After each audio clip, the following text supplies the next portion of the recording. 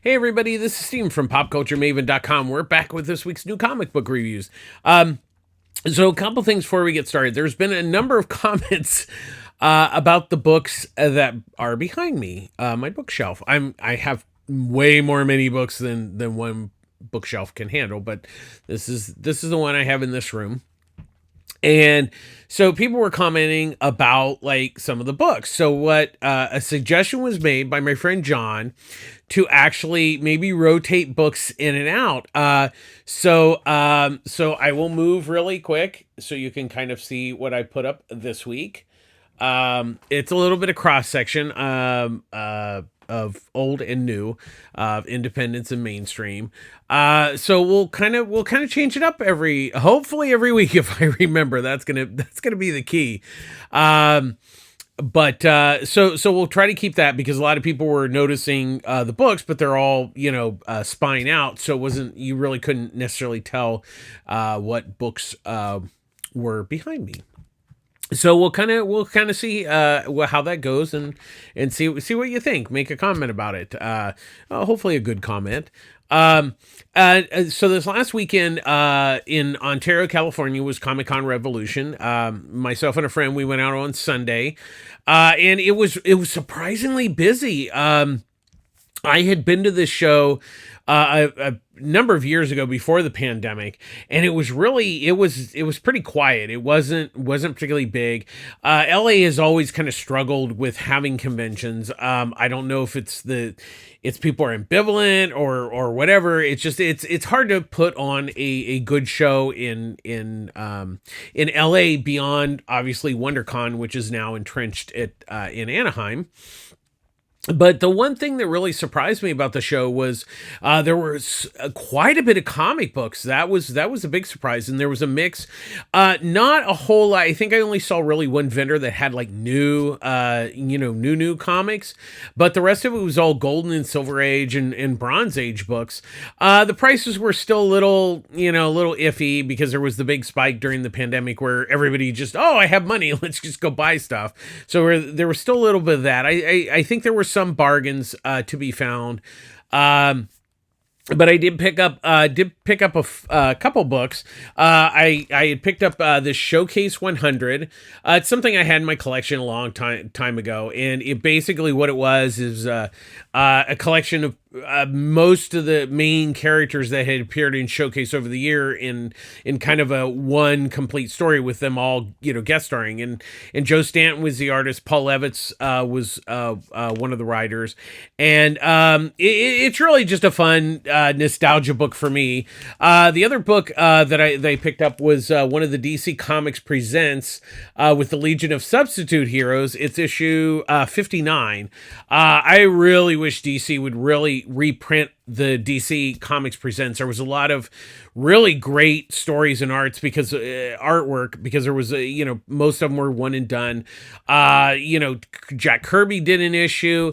Jim Starlin did an issue most famously where he introduced Mongol. He was introduced there. The new Teen Titans had their first preview in DC Comics Presents. DC used to run 16-page previews of books. That was one of them, and a lot of great talents. This was done by Keith Giffen. He was doing the Legion at the time, and also Ambush Bug shows up, and it's really a fun story. So I was kind of happy to get that. I kind of looked through some other ones, but they were a little too pricey just for like reading. And then the final thing I picked up was Batman: The Adventures Continue Season 3. It's number 2, which was drawn by Kevin Altieri, who was one of the creative people behind the animated series. So he was there, so I got him to sign that. And it was really neat talking to him, about that particular issue and also him working on the animated series. There were a lot of what I termed nerd celebrities there. There was there's usual Power Rangers. There's actors and actresses and voice people. They seem to be pretty popular. They had a separate room for Artist Alley, which was actually quite busy. I was really kind of surprised by that.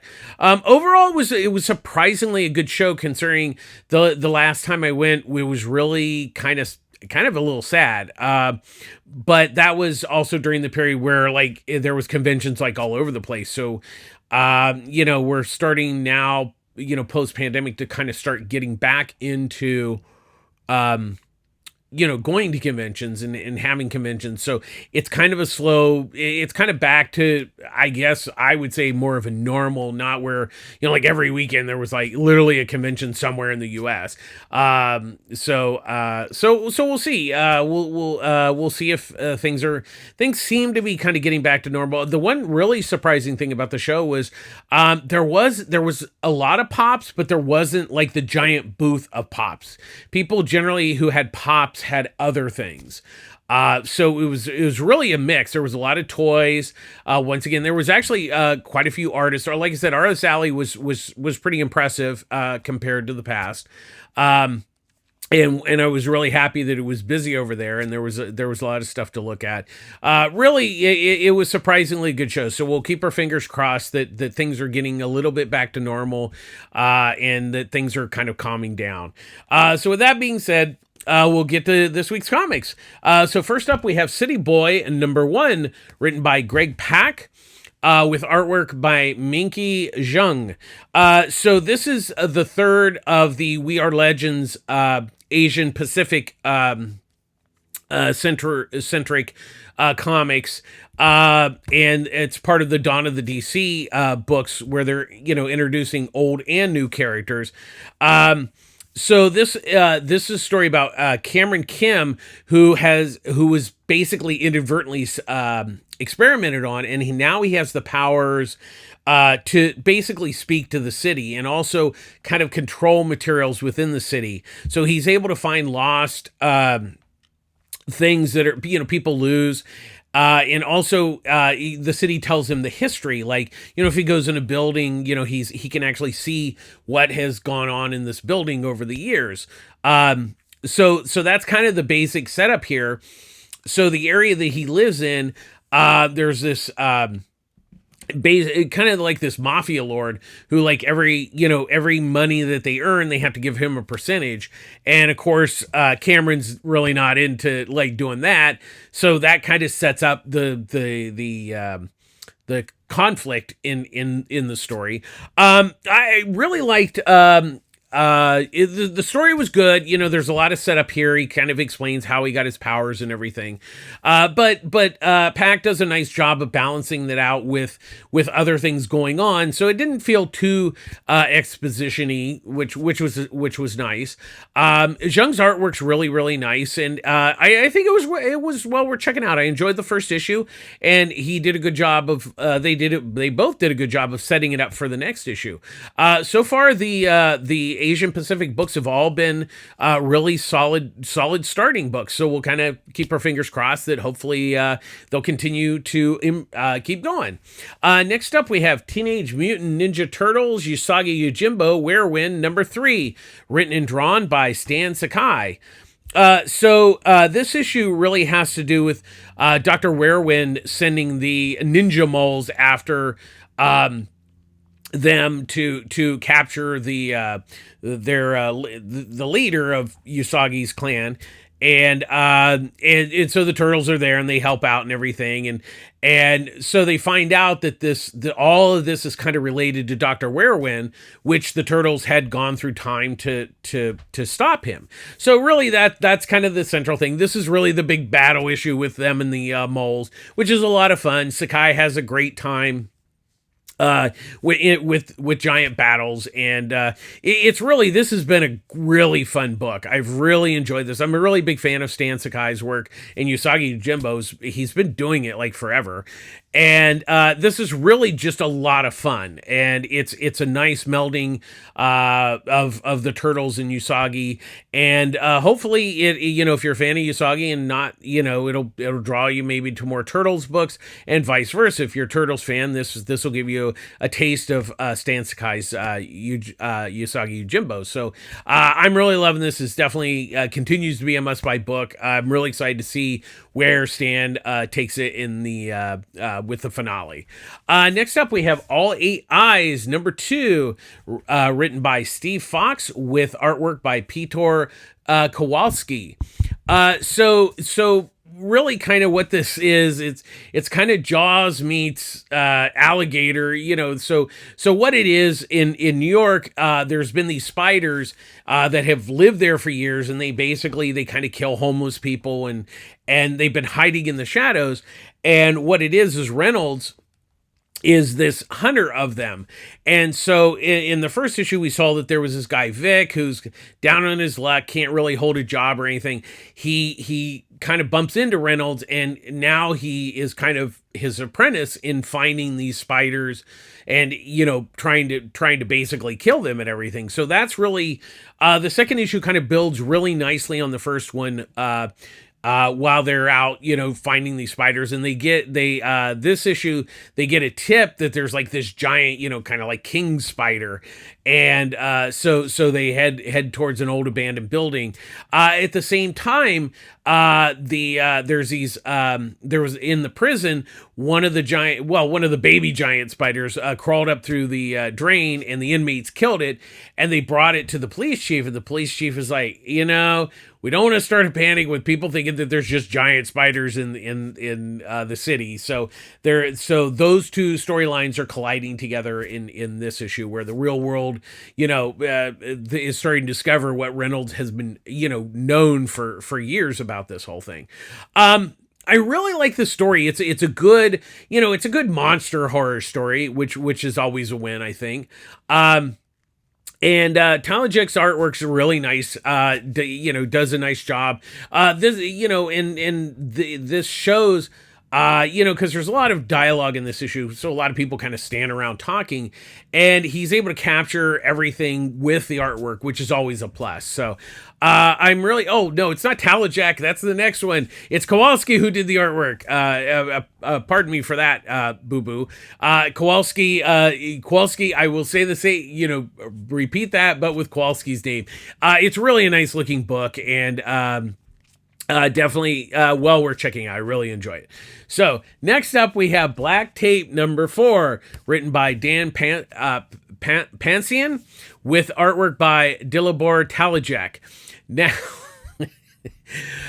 so this is the final issue. So Cody, who was a friend of Jack, but was kind of, thrown out of the gang, basically.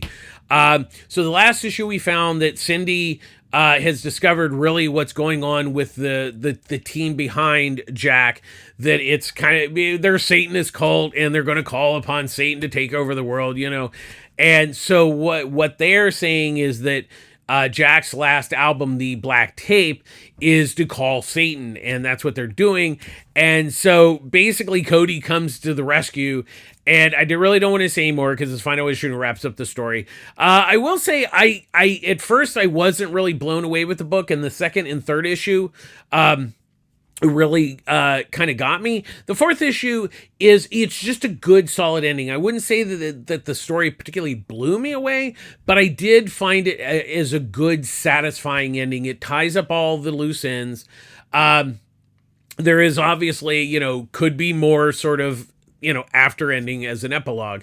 But for the most part, it wraps up the story, and I actually enjoyed it. It was a nice little story. It was one of those things. The thing I liked about it didn't necessarily blow me away, but what it did do, it kept my attention throughout the whole story, which is a plus. Once again, I will say, I don't think you're going to be blown away, but I think it's a good, solid story, which, sometimes works as well. It, works better than a lot of comics. And in this one, Talajek's artwork is actually quite nice and does a good job and everything. Overall, I enjoyed it. It's going to be tough finding the issues, but I know there's going to be a trade collection of them. So I think if you're into horror and, stuff like that, you might want to check this out when the trade comes out. Next up, we have Daredevil and Echo number 1, written by Taboo and B. Earl, with artwork by Phil Noto.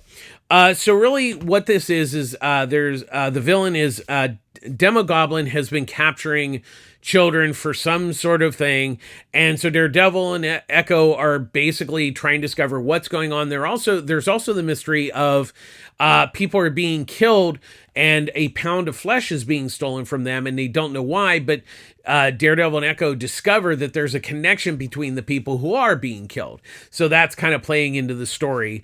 That's the basic setup here we have for the story. The story was nice. I think it was just, it's fairly standard kind of superhero. It's kind of, once again, doing the murder mystery thing. Excuse me. But it was fine. It didn't blow me away or anything, but it was enjoyable. I mean, the big plus is Noto's artwork. I'm a really big fan of his artwork, and it's a really nice looking book. I think if you're looking for a decent Daredevil story, this will probably satisfy you. But it's not going to certainly, super impress you. I think it does its job, but that's about all it does. But like I said, it does have really nice artwork. Next up, we have Green Arrow #2, written by Joshua Williamson with artwork by Sean Isaacs. So this issue, Leanne has been transported to the universe where Oliver is. So Oliver has, been trapped in this other, alternate Earth or whatever it is. And so Leanne kind of comes, to not to find him, she gets transported like Ollie did. She didn't decide where she went. And so Roy and Black Canary are basically on the hunt. They they want to go find them. And so you've got those two storylines. And we also find out that Oliver and Leanne are at the end of, they're transported to another world. So obviously there's some sort of time rift or multiverse thing or whatever. I find this okay. I really like Green Arrow as a character. I'm not necessarily loving this book. I think it's fine and it's okay, but I think it's just not, it really isn't particularly compelling at this point. I think it's got promise, but I would have liked a little more forward momentum with this second issue. I think it's okay. And it keeps it going, just not anything really to jump up and down about. So that's kind of the thing. Isaac's artwork's nice. It's a decent looking book. I just not really sold on the story. It's just not particularly overwhelming me. I think I might have one more issue to see if they can see if Williamson can kind of grab me at that point. Next up we have Kaya #8. Written and drawn by Wes Craig. Once again, I know we're at issue 8. I love this book. There's a trade of the first 5 issues. This is a really good book. And something you really need to be reading. So what this issue, Jin, who is, basically kind of the prince, has been kidnapped. And Kaya and her band of, kind of misfits in a way, is tracking them. And this one, so the guys who kidnapped them meet up with an Artarian robot. So the Artarians have something to be involved with, why they're kidnapping the prince and everything. We kind of have an inkling of what's going on, but we're not quite sure, why he's being kidnapped and what the reasoning is. So we're learning that slowly, and I like how Craig is unfolding that story really nicely. The artwork in this book is really fabulous. It's a great looking book. It's a lot of fun, and it's really, I think for the most cases, it's a fairly good all ages. I wouldn't say it's super young.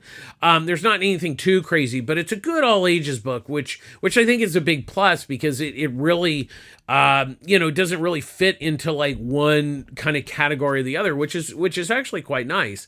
And once again, I love the artwork. The artwork's really, really great. Definitely check this book out. Like I said, there's a trade of the first 5 issues. And then the 6th issue was a standalone, and then, seven continued, was the second part of the first story arc. So it continued there. So definitely check that out. Like I said, look for the trade of the first 6 issues, and I'm sure you're going to love it like I do, and then you'll want to pick up the 3 next issues. Next up, we have The Unstoppable Doom Patrol #3, written by Dennis Culver. With artwork by Chris Burnham. So this issue really centers on Robot Man and Cliff, Negative Man. And, the Doom Patrol are finding new, metahumans.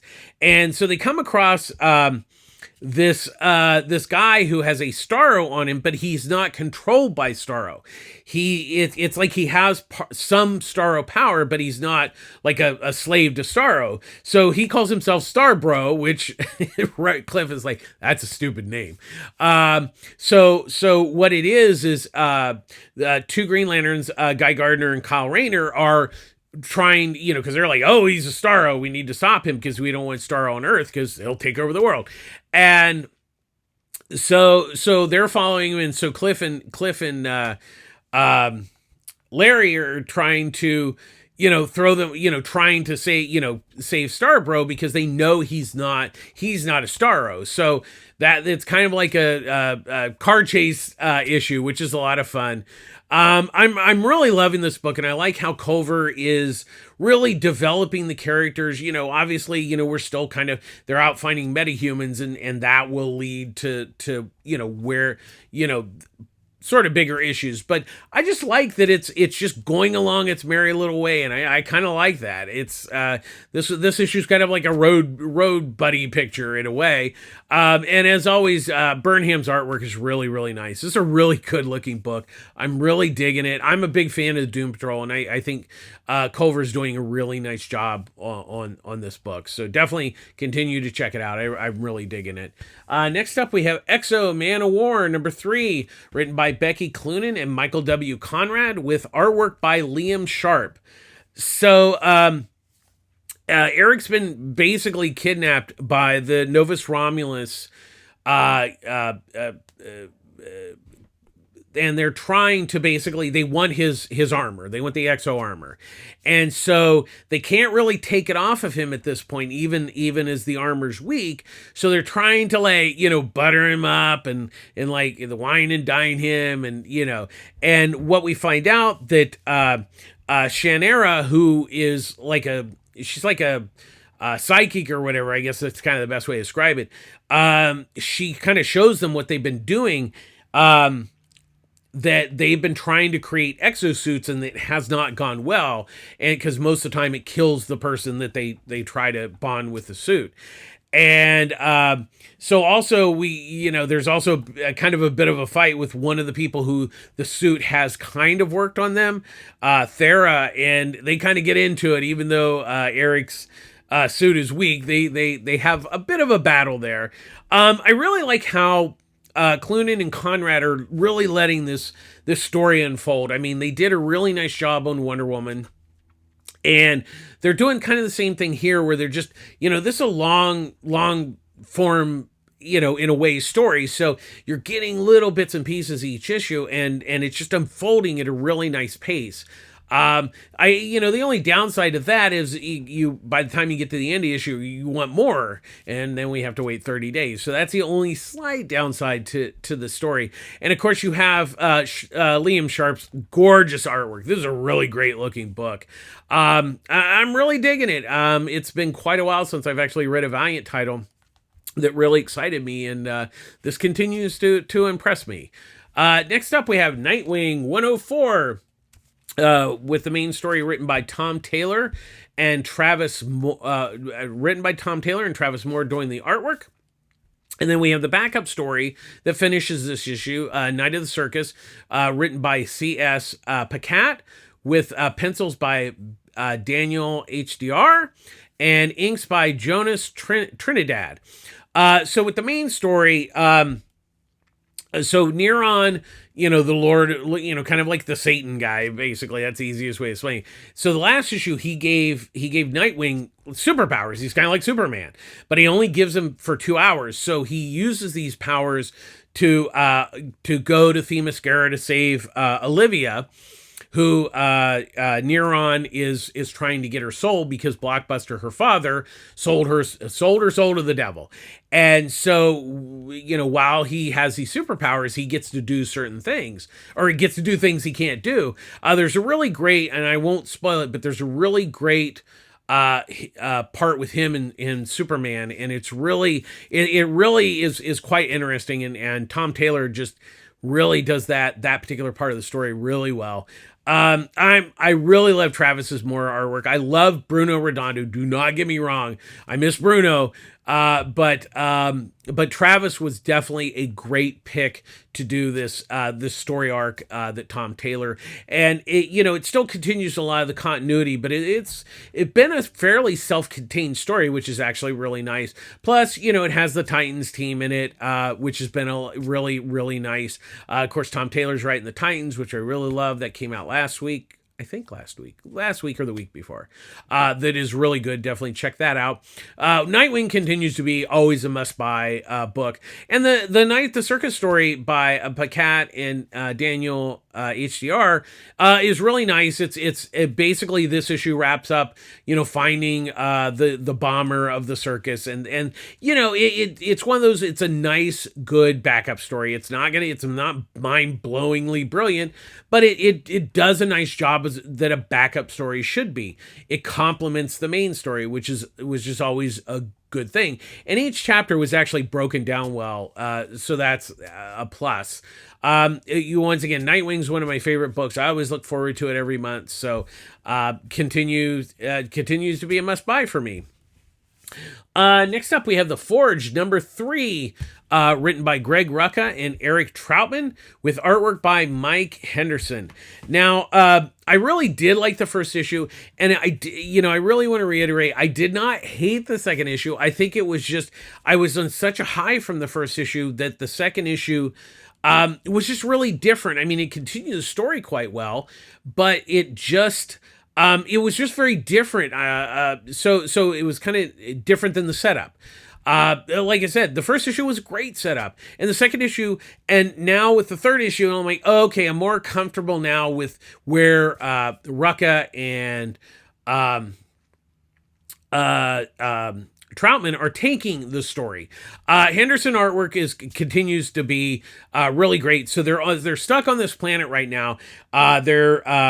They're protecting Cassandra, who's a clone of Her Majesty. And so on this planet, it's kind of a neighboring planet. We find out that the neighbors are pretty pissed at the Empire. So, and so that's really kind of what we learn, that these monsters are really they are sentient beings, and we learn, they do communicate with the Forge team. And so we kind of learn that, maybe the Eternal Empire is not quite, the greatest thing since sliced bread. So that's what we kind of learned. Now, I will say this is this is the last issue for now, and the next one's going to come out later in the year. So there's going to be a big gap here.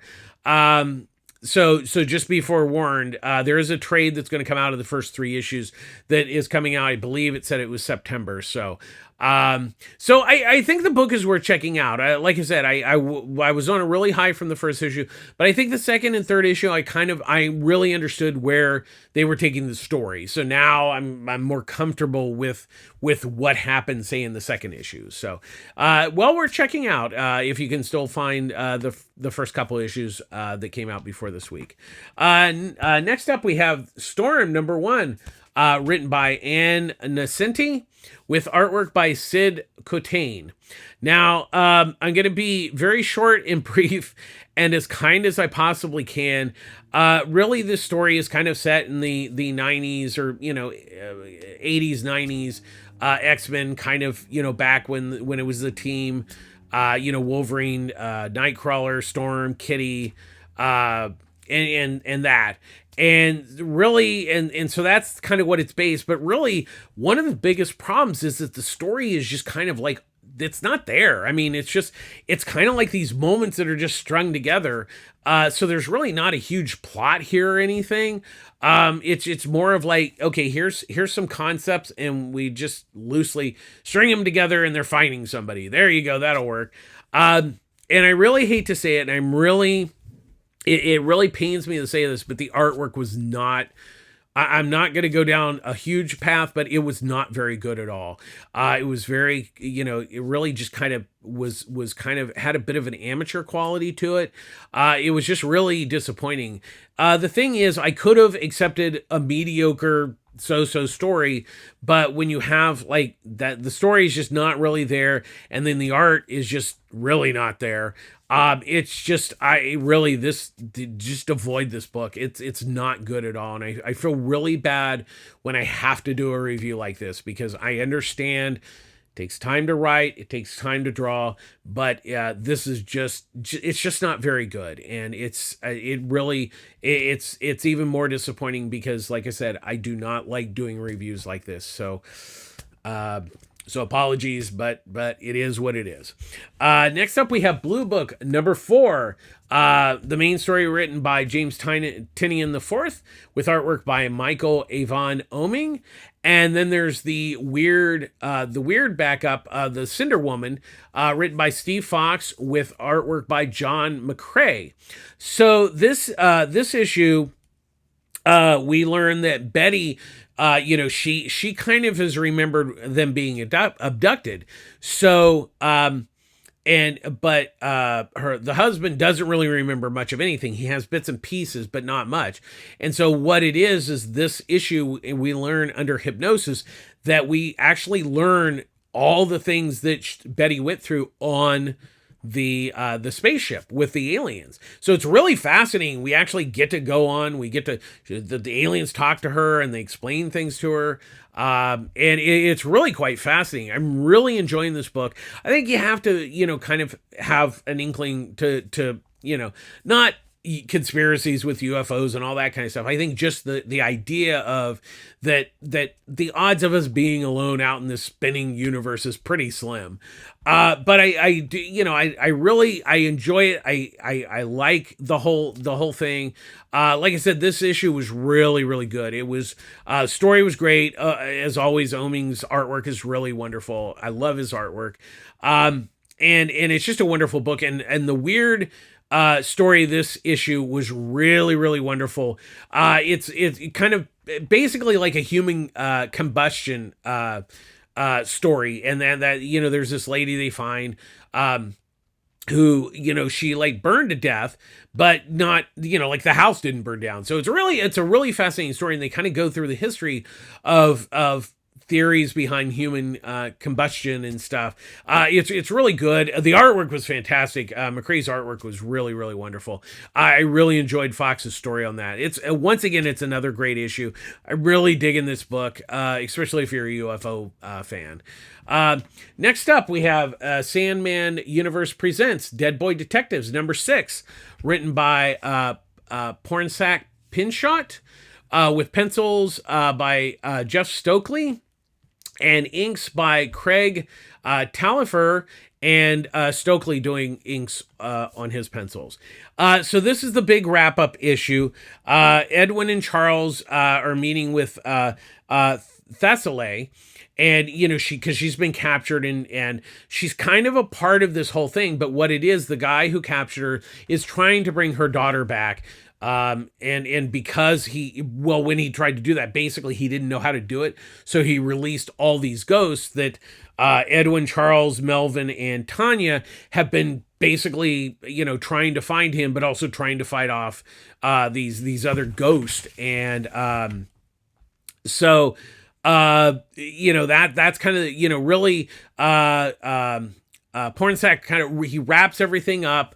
We get to see, kind of the conclusion. I'm trying not to give anything away because it really was a wonderful story. I really liked it a lot. It's been a while since I've read Deadboy detective stories, but this one was really solid.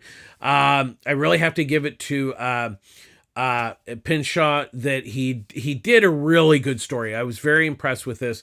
Jeff Stokely's artwork was really, really nice in the book, and it was a nice mix. It was a good part of the Sandman universe without having Sandman and all these other more known characters.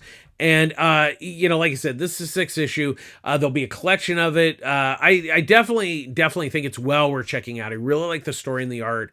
It's been a really great series, mini series on this book. So definitely check it out when it comes, when the collection comes out. Probably be out in a few months, I would say.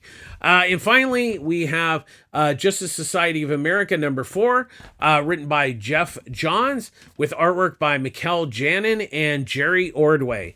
Now, Now I did look it up. It's been like 2 months since the last issue came out, so it's definitely running behind, and hopefully it won't run any more behind. But as we saw with Jeff Johns' last Shazam series, it did not turn out well. So hopefully, I'm really enjoying the book, and it's really a shame that it's getting late. That's it's just a shame.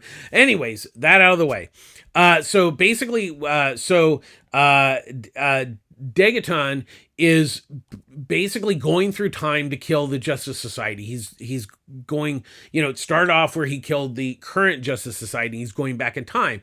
So Helena, Huntress, goes back in time to try to stop him. But what's interesting is we learn this issue that that Huntress is kind of a wild card. He cannot see her. Like, he knows what the other ones are going to do because he knows the history, because of the time travel and everything, but she's like a wild card. It's like she's a blind spot for him. So she's actually able to, fend him off from killing the Justice Society in the era that she's in. So that's kind of an interesting twist to the story.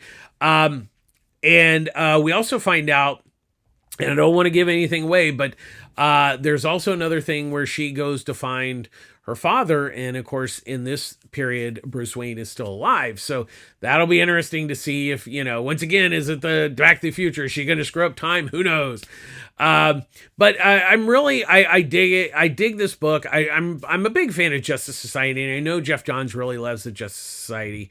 And I'm really liking how this is kind of a different approach to doing Justice Society, where it's not just like a superhero team book. Oh, look, there's a bad guy. I mean, the whole time travel, and then there's the mystical stuff with Deadman, Detective Chimp, and Madame Xanadu. That's a nice addition.